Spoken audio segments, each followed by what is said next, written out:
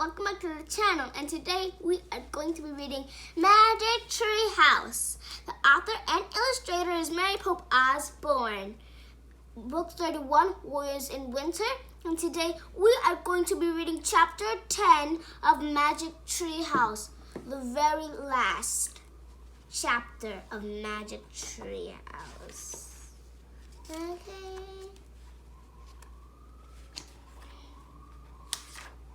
Chapter 10, Hail Home. Not far from the Danube River, the Emperor dismounted. He helped Jack and Annie down from the white horse. "Thank you for letting me carry the eagle, my Lord Novellius," said Annie. "You need not call me that outside the camp," said the Emperor. "You may call me Marcus." "Thanks for helping us, Marcus," said Jack. "You're welcome," said Marcus. "I hope you learned about the Roman Legion today." "We did," said Jack. "You guys are amazing," said Annie. "We wrote a lot in our journals." The Emperor smiled. "Good," he said. "I tell few people this, but myself keep a journal." "Really?" Annie said. What sort of things do you write?" Marcus paused for a moment. "Perhaps I will share some of my thoughts with you," he said. He pulled his journal from a saddlebag. He read, "Dwell on the beauty of life. Watch the stars and see yourself running with them." "It sounds like poetry," said Jack. "I love it," said Annie. "Then perhaps you will like this too," said Marcus. "I have begun a list of small things that have a special beauty for me." He read from his journal again. "Fresh bread, ripe figs, wheat bending in the field, the face of a lion, the beauty of old age in men and women, the smell of wood smoke." Marcus looked at them almost shyly. "That's amazing list, Marcus," said Jack. "A beautiful list," said Annie. "Thank you," said Marcus. He sighed. "I must leave you now and don my emperor disguise again. There are battles still to be won." "Good luck, Marcus," said Jack. The Emperor mounted his black horse. Jack handed him the reins of the white horse. "Farewell, my friends," said Marcus. "I bid you safe travels." "Thank you," said Jack. "You should keep writing, Marcus," said Annie. "Your journal is real good." The Emperor smiled again. And raised his hand. Then he turned and led the white horse back toward the camp. "Let's go," Jack said to Annie. They hurried to the tree with the hidden tree house. "Look," Annie said. She pointed up. Jack saw the golden eagle perched high up on a branch. "Hi there," he said.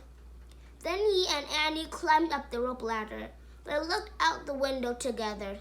They watched the Emperor pass through the front gate into the camp. The eagle cried out from the sky from above and flew into the darkening winter sky. "It's time for Marcus to be ruler of the Roman Emperor again," said Annie. "Yep," said Jack.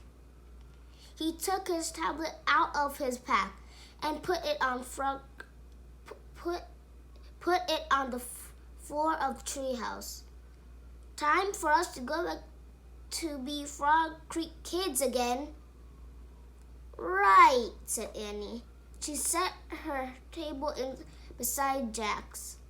"We'll leave this for Morgan." Jack picked up the Pennsylvania book. He pointed to a photo of the Frog Creek woods. "I wish we could go there," he said. The wind started to blow. The treehouse started to spin. It spun faster and faster. Then everything was still. Absolutely still. "Hail home," said Jack. "Pox," Annie said with a sigh. They were wearing their own clothes again. The sun was rising over the woods. Birds were singing. "I hope Morgan likes our notes," said Jack, glancing at the tablets on the floor. "I think she will," said Annie. "We should head home now and hop back into bed." "Yep," said Jack. "Pretend to wake up when Mom calls us for breakfast." "I hope Dad makes blueberry pancakes," said Annie. "Best in the world," said Jack. "Write it down," said Annie. They laughed, then climbed down the rope ladder and started through the woods. Jack felt a chilly morning breeze. "I'm glad we don't have to be Roman warriors," he said. "Me too," said Annie. "But you know what's weird?" "What?" said Jack. "Besides traveling through time and space in Magic Tree House and spending the day with a Roman legion camp." Annie laughed. "No, seriously," she said. "It's weird that the most important Roman warrior of that time made a list of small things of beauty." "Yeah," said Jack. "Not what you would expect." "I think that might be the wisdom we were supposed to learn," said Annie. "Right," said Jack. "So what would you add to the list?" said Annie. "Oh, maybe like..." Jack looked around. "Sun rays slanting between the trees. Fiddlehead ferns," said Annie. "Leaves dancing in the breeze," said Jack. "That deaf cooing," said Annie. The eyes of an eagle," said Jack. They came out of the woods and headed down the sidewalk. "That black cat hiding in the bushes," said Annie. The Johnsons' pug on their porch," said Jack. "Hi, Pickles," Annie said in a loud whisper. "Dandelions growing in a crack in the sidewalk," said Jack. When they came to their house, they climbed the steps, crept inside, and tiptoed upstairs. "See ya," they whispered to each other and slipped into their rooms. Jack changed back into his pajamas. Before he got into bed, he grabbed one of his books about ancient Rome. He looked in the index and found Marcus Aurelius. He found the right page and read. Marcus Aurelius was a Roman emperor from 161 to 180. He was a skillful military leader, but he is known as a deep thinker who sought truth and wisdom.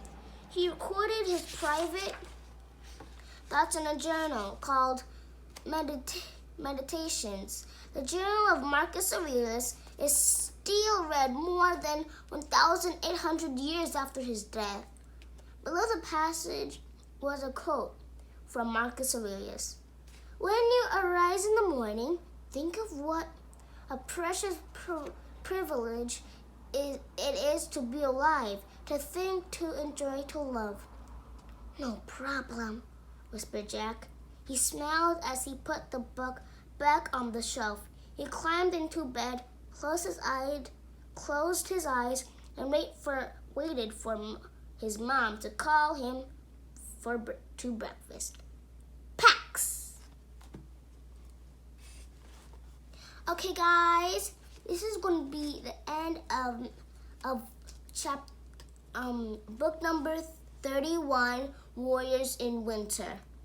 If you want me to read another great book of Magic Tree House, leave a comment and let me know, so I will read another exciting video about Magic Tree House.